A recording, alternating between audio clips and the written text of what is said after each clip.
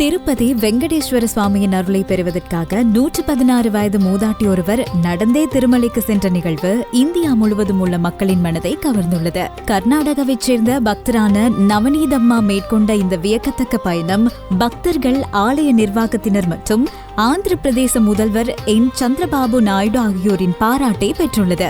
இவரது இந்த புனித பயணம் தொடர்பான காணொளிகள் சமூக ஊடகங்களில் தற்சமயம் வைரலாகி வருகிறது. அவரது வயதுக்கு மத்தியிலும் அவர் வெளிப்படுத்திய மன உறுதியையும் பக்தியையும் பலரும் பாராட்டி வருகின்றனர். ஒவ்வொரு ஆண்டும் ஆயிரக்கணக்கான பக்தர்கள் நம்பிக்கையின் அடையாளமாக மேற்கொள்ளும் பாத யாத்திரையான திருப்பதி திருமலை கோயிலுக்கான மலைப்பயணத்தை அவர் தனது குடும்பத்தினருடன் இணைந்து வெற்றிகரமாக நிறைவு செய்தார். அவரது அசாதாரணமான அர்ப்பணிப்பால் நெகிழ்ந்த திருமலை திருப்பதி தேவஸ்தானம் நவநீதம்மா மற்றும் அவரது குடும்பத்தினருக்கு திங்கட்கிழமை அதிகாலையில் சிறப்பு தரிசனத்திற்கு ஏற்பாடு செய்தனர்.